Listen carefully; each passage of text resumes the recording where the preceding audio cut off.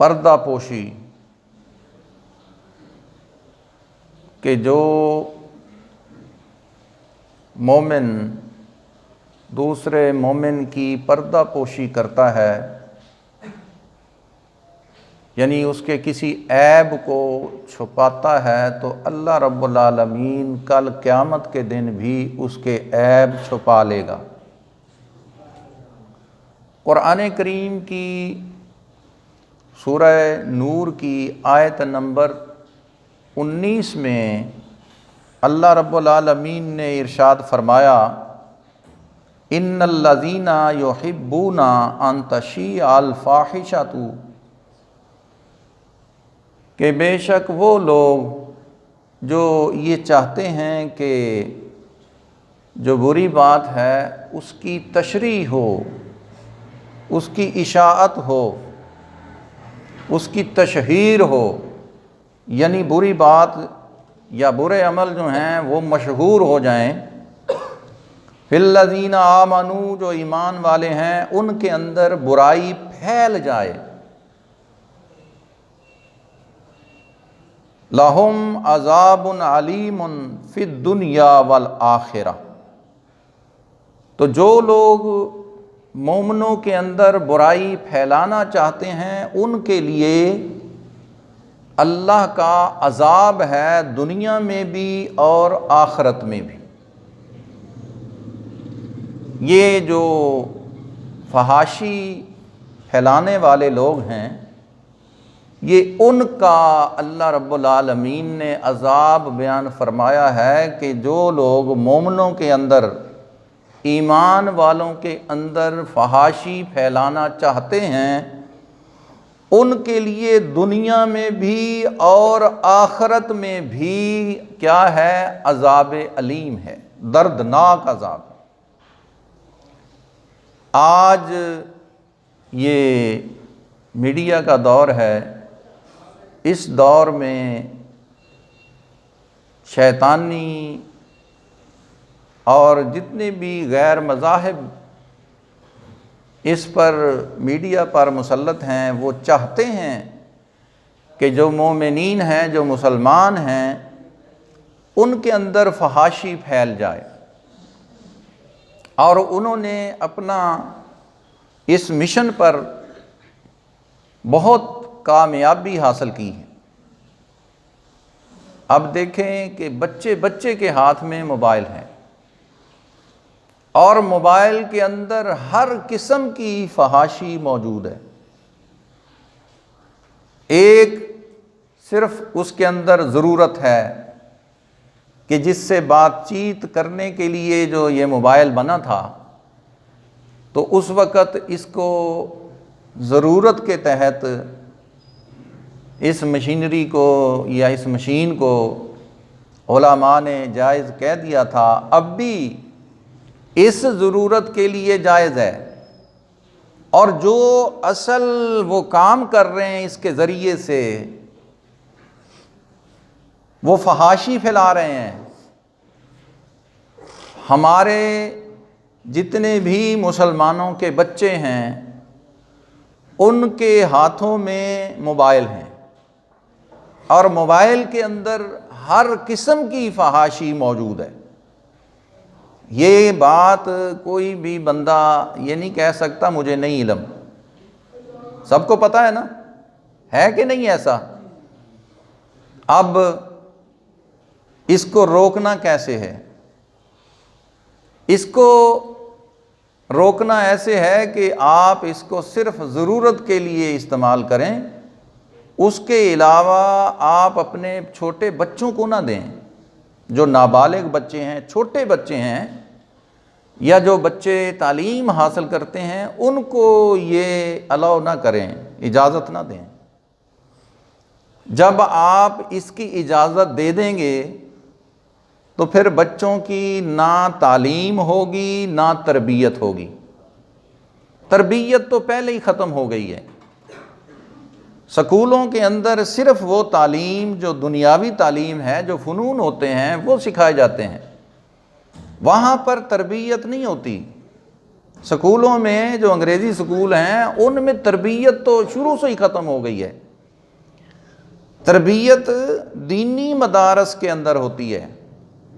جو علم دین سیکھنے والے، جو سکھانے والے ہوتے ہیں وہی تربیت بھی سکھاتے ہیں، آداب وہی سکھاتے ہیں. یہاں پر سکول کے اندر مقابلے بازی سکھا رہے ہیں کہ آپ ماں کو بھی جواب دیا کرو، باپ کو بھی جواب دیا کرو، بولا کرو آگے سے، تم بڑی شے ہو، تم وہ ہو، یعنی یہ چیزیں سکھاتے ہیں. اور دینی مدارس کے اندر ادب سکھایا جاتا ہے اور محبوب علیہ الصلاۃ والسلام کی سنت کے مطابق زندگی گزارنے کے طریقے سکھائے جاتے ہیں. اور یہ آج کا المیہ ہے کہ جو دینی مدارس ہیں ان کی سرپرستی کوئی حکومت نہیں کرتی، اور جو دنیاوی اور شیطانی جتنے بھی علوم سکھانے والے ہیں ان کی سرپرستی گورنمنٹ بھی کرتی ہے اور عوام بھی اس میں بڑھ چڑھ کر حصہ لیتی ہے. کس طرح کہ اپنے بچے زیادہ سے زیادہ ادھر لے کر جاتے ہیں جدھر زیادہ وہ بے ادبی اور گستاخی اور فحاشی سکھاتے ہیں. اب یہ تو چھوٹے علاقے ہیں، جو بڑے علاقے ہیں بڑے بڑے شہروں کے، ان سکولوں کے اندر بچوں کو ڈانس سکھایا جاتا ہے. آپ کی بچیوں کو، بچوں کو ڈانس سکھایا جاتا ہے، ڈانس، گانے باجے، اور اس پر ان کو ٹریننگ دی جاتی ہے اور اس پر ان کو انعامات دیے جاتے ہیں. آپ بتائیں کہ یہ رمضان المبارک کے اندر کروڑوں مسلمان، کروڑوں حفاظ قرآن تلاوت کر کے پورا مہینہ یہ قرآن سناتے ہیں، کبھی کسی گورنمنٹ نے کسی حافظ کو کوئی تمغہ دیا ہے؟ بتائیں، دیا ہے؟ کبھی نہیں دیا نا. کیوں؟ وہ یہ چاہتے ہی نہیں ہے کہ یہ دین کا کام ہو. یہ تو صرف علماء نے اور عوام جو اس بات کو اللہ پاک سب کو توفیق عطا کرے سمجھ کی کہ جو دین کو سمجھتے ہیں یا دین کی اہمیت کو سمجھتے ہیں، اللہ کی بارگاہ میں حساب و کتاب سے ڈرتے ہیں، یہ وہ لوگ دین کا علم خود بھی سیکھتے ہیں اور اپنے بچوں کو بھی سکھاتے ہیں. یہ فحاشی جو ہے، یہ پھیلانا، یہ شیطان کا کام ہے اور شیطانی عمل ہے. اور جو شیطانی عمل کرتے ہیں اور اس کے بعد پھر وہ اس پر فخر کرتے ہیں،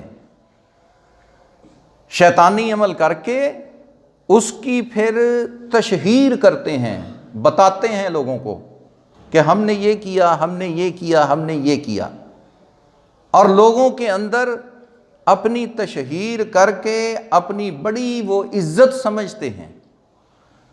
حقیقت میں وہ عزت نہیں ہے. اللہ رب العالمین نے فرمایا کہ ان کے لیے دنیا اور آخرت میں عذاب ہے. اب یہ فحاشی پھیلانے والے جو ہیں ان کے بارے میں نبی پاک صلی اللہ علیہ وسلم نے جو ارشاد فرمایا، یہ 2 احادیث مبارکہ اور سناؤں گا اور ان کا ترجمہ اور تشریح عرض کروں گا. اللہ پاک ہم سب کو عمل کی توفیق عطا فرمائے. یہ حدیث مبارکہ سیاہ ستہ کی جو کتاب ہے مسلم شریف، صحیح مسلم، قرآن کریم کے بعد جس کتاب کا نام آتا ہے وہ بخاری شریف ہے، اور بخاری شریف کے بعد دوسرے نمبر پر ہے صحیح مسلم شریف. اس کتاب کی یہ حدیث ہے، حضرت ابی ہریرہ رضی اللہ تعالی عنہ اس کے راوی ہیں. کہتے ہیں کہ نبی پاک صلی اللہ علیہ وسلم نے ارشاد فرمایا، قالا لا یستر عبد عبدا فی الدنیا الا سترہ اللہ یوم القیامت، کہ محبوب علیہ الصلاۃ والسلام نے ارشاد فرمایا کہ کوئی بندہ مومن کسی مومن کا پردہ پوشی کرے گا مومن کا، کسی کا عیب چھپائے گا، کوئی برائی چھپائے گا، تو اللہ رب العالمین کل قیامت کے دن اس کے عیب چھپا لے گا۔ سبحان اللہ کہہ دو، بنتا ہے کہ نہیں؟ بھی یہ حدیث پاک ہے، نبی پاک صلی اللہ علیہ وسلم نے فرمایا کہ اگر کوئی بندہ کسی کا عیب دیکھتا ہے اور کوئی اور نہیں دیکھتا اس کو، تو اس کو عیب کو بیان نہ کرے، کہیں پر بیان نہ کرے، تاکہ اس کے اوپر پردہ پڑا رہے اور اس کو اللہ تعالیٰ معافی کی توفیق عطا کر دے اور اللہ رب العالمین اسے معاف فرما دے۔ دوسری حدیث یہ متفقن علیہ ہے، اس حدیث کو حضرت امام بخاری اور امام مسلم نے اپنی کتابوں میں نقل کیا ہے، اور اس کے راوی بھی حضرت ابی ہریرہ رضی اللہ تعالی عنہ ہیں۔ نبی پاک صلی اللہ علیہ وسلم نے ارشاد فرمایا، کہتے ہیں کہ سمعت رسول اللہ صلی اللہ علیہ وسلم، میں نے نبی پاک صلی اللہ علیہ وسلم سے سنا، یقول کل امت امتی معافن، کہ ہر میرا امتی جو ہے اس کی معافی ہے، الا مجاہرین، مگر جو ظاہر کرنے والے ہیں اپنے گناہ کو، یعنی جو اپنے گناہ کو ظاہر کرتے ہیں ان کی معافی نہیں ہوگی۔ یعنی گناہ کرنے والے جو ہیں اگر وہ چھپ کر کوئی گناہ کرتا ہے تو اللہ سے وہ معافی مانگ لیتا ہے تو اللہ تعالیٰ اس کے گناہ معاف کر دیتا ہے اور اس کے گناہوں پر پردہ ڈال دیتا ہے۔ بعض لوگ جو ہیں یہ اس حدیث میں آگے آ رہا ہے کہ رات کو کوئی گناہ یا جب بھی کوئی گناہ کرتے ہیں تو لوگوں کو فخر سے بتاتے ہیں، فخر سے کہ میں نے یہ گناہ کیا ہے، میں نے یہ گناہ کیا، میں نے یہ کام کر دیا۔ اس طرح جو لوگ اس طرح کرتے ہیں، نبی پاک صلی اللہ علیہ وسلم نے فرمایا کہ ان کی معافی مشکل ہے، کہ ان کے لیے چونکہ وہ اپنے گناہ پر لوگوں کو گواہ بنا لیتے ہیں۔ اسی حدیث کا اگلا حصہ محبوب علیہ الصلوۃ والسلام نے ارشاد فرمایا، وَإِنَّ مِنَ الْمُجَاهَرَةِ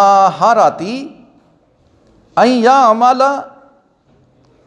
یہ جو اظہار کرنے والے ہیں، ظاہر کرنے والے ہیں اپنے گناہ کو، کہ وہ جب کوئی عمل کرتے ہیں، أَن يَعْمَلَ الرَّجُلُ، جب وہ کوئی بندہ عمل کرتا ہے، باللیل، رات میں، عملاً ثم یصبح قد سترہ اللہ علیہ، پھر وہ رات گزارتا ہے اور اللہ رب العالمین اس کے گناہ پر پردہ ڈالتا ہے۔ اللہ تعالیٰ ظاہر نہیں فرماتا، رات میں اگر کوئی گناہ کرتا ہے تو اللہ تعالیٰ اس پر پردہ ڈالتا ہے، دن میں اگر کوئی گناہ کرتا ہے تو پردہ ڈالتا ہے، اللہ رب العالمین اس کو چھپا دیتا ہے۔ فَيَقُولُ يَا فُلَانُ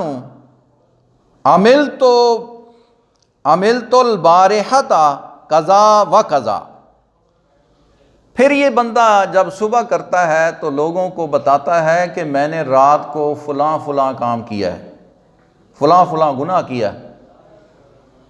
اپنا گناہ جو ہے وہ لوگوں کو بتاتا ہے، ظاہر کرتا ہے، جہر، یہ مجاہرین جو ہے جہر سے ہے، جہر کرنے والے، ظاہر کرنے والے، اونچی آواز میں لوگوں کو بتانے والے۔ تو نبی پاک صلی اللہ علیہ وسلم نے ارشاد فرمایا، وَقَدْ بَاتَ سَتَرَهُ رَبُّهُ، اور وہ وقت جو گزارتا ہے اللہ تعالیٰ اس کا پردہ کرتا ہے، تو وہ کیا کرتا ہے، وَيُصْبِحُ يَكْشِفُ سِتْرَ اللَّهِ عَنْهُ، کہ وہ اس پردے کو اپنے کلام سے، اپنے قول سے، لوگوں کو بتانے سے چاک کر دیتا ہے۔ اپنے عیب پر، جو اس کے عیب پر اللہ نے پردہ ڈالا ہوتا ہے، لوگوں کو پتہ نہیں ہوتا، تو وہ لوگوں کو اپنا عیب بتاتا ہے، اپنا گناہ لوگوں کو بتاتا ہے۔ تو محبوب علیہ السلام نے فرمایا کہ یہ لوگ اپنے گناہ پر گواہ بنا لیتے ہیں۔ پہلی بات تو یہ ہے کہ گناہ کرنا ہی نہیں ہے، بالکل بچنا ہے۔ اگر کسی سے کوئی غلطی، کوتاہی، کمی، کمزوری ہو جائے تو پھر کیا کرنا ہے کہ لوگوں کو نہیں بتانا، بلکہ کوشش کرنی ہے کہ اللہ سے معافی مانگ لینی ہے۔ کیا کرنا ہے؟ معافی مانگ لینا ہے۔ اس حدیث مبارکہ کے اندر بھی گناہ کی تشریح کرنا، تشہیر کرنا، یعنی گناہ کو بیان کرنا، یہ مذموم بیان کیا گیا ہے۔ اس کو اللہ اور اللہ کے رسول نے پسند نہیں کیا۔ اللہ اور اللہ کا رسول چاہتا ہے کہ جو بندہ مومن ہے، اس کے جو چھپے ہوئے گناہ ہیں ان کو اللہ رب العالمین چھپا ہی رہنے دے۔ اگر کسی بندہ مومن کو ان گناہوں کی توبہ کی توفیق نہ بھی ہوئی تو اللہ رب العالمین قیامت کے دن وہ گناہ معاف فرما دے گا۔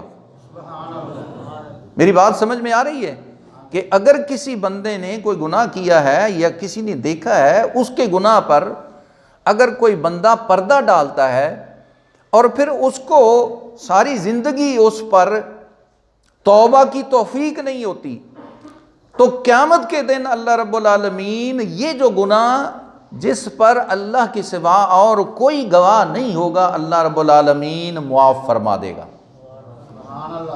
ہمیں اس قرآن کریم کی آیت مبارکہ سے اور نبی پاک صلی اللہ علیہ وسلم کی ان دو احادیث مبارکہ سے یہ سبق ملتا ہے کہ ہم نے گناہ کرنا نہیں ہے اور گناہ کی تشہیر بھی نہیں کرنی، گناہ کے کاموں کی تشہیر بھی نہیں کرنی، یعنی برے کاموں کی تشہیر بھی نہیں کرنی اور بیان بھی نہیں کرنا، اور پھیلانے والی جو چیزیں ہیں، جو گناہ کو پھیلانے والی چیزیں ہیں۔ پیارے محبوب علیہ السلام کی ان احادیث مبارکہ میں ہمیں یہی سبق مل رہا ہے کہ ہم نے گناہ نہیں کرنے اور گناہوں کی تشہیر نہیں کرنی، بلکہ یہ جتنی بھی گناہوں کی تشہیر کرنے والی چیزیں ہیں ان سے بچنا ہے۔ یہ انتہائی خطرناک دور جا رہا ہے۔ اس وقت تقریباً 50 سے ابو، یعنی 50% سے زیادہ لوگ جو ہیں وہ فحاشی کے اندر مبتلا ہیں۔ فحاشی اور بے حیائی کیا ہے؟ دیکھیں، ایک تو فحاشی اور بے حیائی جو ہے وہ عملی طور پر ہوتی ہے اور ایک زبانی طور پر ہوتی ہے، اور ایک آنکھوں کی فحاشی ہے اور کانوں کی فحاشی ہے، زبان کی فحاشی ہے۔ جو بندہ مومن روزہ رکھتا ہے تو وہ صرف کھانے پینے سے نہیں رکتا، بلکہ تمام فواحش اور تمام برائیوں سے رکنے کا یہ روزہ حکم دیتا ہے۔ روزے کا تقاضا یہ ہے کہ ہم نے جو اللہ رب العالمین کے حکم کو مانا ہے کہ ہم نے کھانا پینا اور جماع جب چھوڑا ہے تو ہم آنکھ کی فحاشی کو بھی چھوڑ دیں۔ بعض روزے دار اللہ رب العالمین ان کو معاف فرمائے اور بچنے کی توفیق عطا فرمائے کہ روزے دار جو ہوتے ہیں وہ موبائل میں یا ٹی وی دیکھتے رہتے ہیں اور اس کے اندر جو فحش مناظر ہیں وہ دیکھتے ہیں، تو اس سے روزے کی روح جو ہے وہ ضائع ہو جاتی ہے۔ نبی پاک صلی اللہ علیہ وسلم کی ایک حدیث مبارکہ میں سرکار دو عالم صلی اللہ علیہ وسلم نے ارشاد فرمایا، اس کا مفہوم یہ ہے کہ سرکار نے فرمایا کہ اس بندے کے روزے کا اللہ رب العالمین کو روزے کی کوئی ضرورت نہیں ہے کہ جس نے روزہ رکھ کر جھوٹ نہیں چھوڑا، جھوٹ بولتا ہے، روزہ رکھا ہوا ہے اور جھوٹ بولتا ہے، اس بندے کے روزے کی اللہ کو کوئی ضرورت نہیں جو روزہ رکھا ہوا ہے، آنکھوں سے زنا کرتا ہے، آنکھوں سے برائیاں کرتا ہے، غیر محرم عورتوں کو دیکھتا ہے اور فحاشی کی نیت سے دیکھتا ہے، یا غیر محرم عورتوں کو موبائل میں یا ٹی وی پر دیکھتا ہے۔ اسی طرح اس بندے کے روزے کی اللہ رب العالمین کو کوئی ضرورت نہیں جو کانوں سے گانے سنتا ہے اور برے برے اشعار سنتا ہے، عشقیہ اشعار سنتا ہے، گانے سنتا ہے۔ قرآن سنو، نعت سنو، حدیث سنو، یہ ان چیزوں کی اجازت ہے۔ کان جو دیے ہیں اللہ رب العالمین نے، یہ حق اور سچ کو سننے کے لیے دیے ہیں۔ جو بندہ اس کو منکرات میں لگا کے رکھے گا، اس کے کانوں کے اندر قیامت کے دن سیسا پگھلا کر ڈالا جائے گا۔ اور جو آنکھوں سے زنا کرتا ہے، آنکھوں میں آگ کی سلائیاں پھیری جائیں گی۔ جو زبان سے سرکار دو عالم صلی اللہ علیہ وسلم نے ارشاد فرمایا کہ اس بندے کے روزے کی اللہ کو کوئی ضرورت نہیں کہ جو روزہ رکھ کر زبان سے گالیاں دیتا ہے، جھوٹ بولتا ہے، برائیاں کرتا ہے، لوگوں کی غیبت کرتا ہے، فساد پھیلاتا ہے، لڑائی کی جھگڑے کی باتیں کرتا ہے، نفرت کی باتیں کرتا ہے، لوگوں کے خلاف، مومنوں کے خلاف، دین کے خلاف سازشیں کرتا ہے۔ اللہ رب العالمین کو اس بندے کے روزے کی کوئی ضرورت نہیں جو ہاتھوں سے برائیاں کرتا ہے اور کھانے پینے سے رکا ہوا ہے۔ اللہ رب العالمین کو اس بندے کے روزے کی کوئی ضرورت نہیں جو اپنے پیروں سے گناہ کی طرف چل کے جاتا ہے، گناہ کی محفلوں میں جاتا ہے، مجرے سنتا ہے، چل کے جاتا ہے اور لوگوں، عورتوں کے ڈانس دیکھتا ہے اور برائیوں کے جتنے بھی اڈے ہیں ان پر جاتا ہے۔ اس بندے کے روزے کی اللہ رب العالمین کو کوئی ضرورت نہیں کہ جو سارا دن بھوکا اور پیاسا رہتا ہے لیکن ذہن کے اندر گندے گندے خیالات رہتے ہیں اور مومنوں کے خلاف سازشیں رہتی ہیں اور ایمان والوں کے خلاف سازشیں چلتی رہتی ہیں اور سازشیں کرتا رہتا ہے اور دین کو اور علماء کو بدنام کرنے کی کوشش میں لگے رہتے ہیں۔ ان بندوں کے روزے کی اللہ رب العالمین کو کوئی ضرورت نہیں جو دین کے خلاف عمل کرتا رہتا ہے، سارا دن بھوکا اور پیاسا رہتا ہے اور لوگوں کے سامنے بتاتا ہے کہ میں روزہ دار ہوں، اور چھپ کر وہ گناہ کرتا رہتا ہے، برائیاں کرتا رہتا ہے۔ تو میرے دوستو، یہ روزہ جو ہے فقط یہ پیٹ کا روزہ نہیں ہے، خالی یہ پیٹ کا روزہ نہیں ہے۔ اصل روزے کی روح یہی ہے کہ ہم تمام برائیوں سے بچیں، آنکھ کے زنا سے بھی بچیں، کان کے زنا سے بھی بچیں اور زبان کی فحاشی سے بھی بچیں۔ اور اس کا بڑا ہی آسان طریقہ ہے کہ روزہ رکھے بندہ اور ہر نماز کے بعد کم از کم ایک سپارہ قرآن پاک کا تلاوت کرے، اور جو لوگ کام کاج کرنے والے ہیں وہ اپنے کام کاج میں لگے رہیں اور کوشش کریں کہ صبح اور شام کو جب ان کو وقت ملے تو قرآن پڑھیں اور تراویحوں میں قرآن سنیں۔ جو لوگ نہیں پڑھ سکتے کم از کم تراویحوں کے اندر یہ ایک سال میں کم از کم ایک مرتبہ قرآن پاک سننے کی سعادت ضرور حاصل کر لیں۔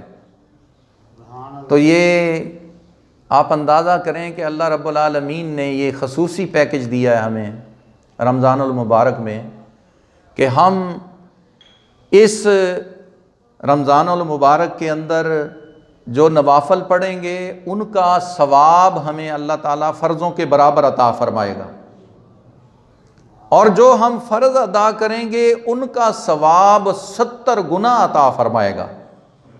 اب آج کا جو یہ جمعۃ المبارک ہے، اگر ہم یہ جتنے بھی تمام مسلمان جتنے بھی مسلمان جمعہ پڑھیں گے، ہر مسلمان کے نامہ اعمال میں اللہ رب العالمین 70 جمعوں کا ثواب لکھے گا۔ اس کا فائدہ پتہ کیا ہوگا؟ قیامت کے دن جب ہمارے قضا شدہ جمعے ہوں گے تو ان میں یہ شامل ہو جائے گا، ہمارا حساب آسان ہو جائے گا۔ اللہ رب العالمین چاہتا ہے کہ مومنوں کا حساب قیامت کے دن آسان ہو جائے،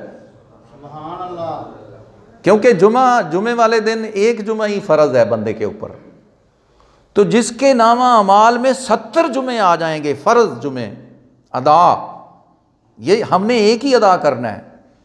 لیکن اللہ کی رحمت دیکھیں کتنا رحیم ہے بندے پر کہ تو نے پیچھے اتنے جمعے چھوڑ دیے، یہ جو جمعے تو پڑھ رہا ہے تجھے میں 70 کا ثواب عطا کروں گا۔ تو نے پیچھے اتنی نمازیں چھوڑ دی ہیں، تو نے رمضان کے جو میں نمازیں فرض ادا کرو گے 70 کا ثواب عطا کروں گا۔ پیچھے کوئی روزے اگر چھوٹ گئے تو اللہ ہمیں معاف کرے، لیکن آئندہ سے یہ جو روزے ہیں آپ اندازہ کریں کہ ہر روزے کے بدلے اللہ تعالیٰ 70 روزوں کا ثواب عطا فرمائے گا، کیونکہ یہ روزے فرض ہیں ہم پر۔ رمضان میں فرضوں کا ثواب 70 گنا اور نفلوں کا ثواب فرضوں جتنا ہو جاتا ہے، یہ یاد رکھیں۔ تو جو لوگ رات کو 20 تراویحیں ادا کرتے ہیں تو اللہ رب العالمین ان کو فرضوں جتنی 20 فرضوں جتنی جو ثواب عطا فرمائے گا۔ اور جو ہمارے کوئی فرض قضا ہوئے ہوں گے قیامت کے دن جب حساب و کتاب ہوگا تو اللہ رب العالمین فرشتوں کو حکم دے گا کہ جو ان کے رمضان المبارک کے فرض تھے، جو نوافل تھے، وہ فرضوں میں شامل کر دیں۔ ایک پنکھا چلا دو۔ تو یہ میرے دوستو، ہم نے یہ جو رمضان المبارک ہے اس میں سستی نہیں کرنی، وعدہ کریں انشاءاللہ سستی نہیں کرنی، لازمی طور پر کوشش کریں کہ تراویحیں ضرور ادا کریں، فرض نمازیں ضرور ادا کریں، فجر میں یا عشاء کے بعد یا جب بھی آپ کو ٹائم ملے قرآن پاک کھول کر ضرور اس کو پڑھیں، کم از کم اس کی تلاوت ضرور کریں۔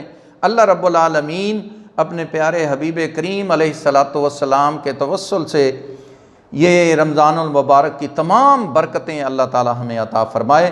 وما علیہ الا البلاغ، سنت ادا فرمائے۔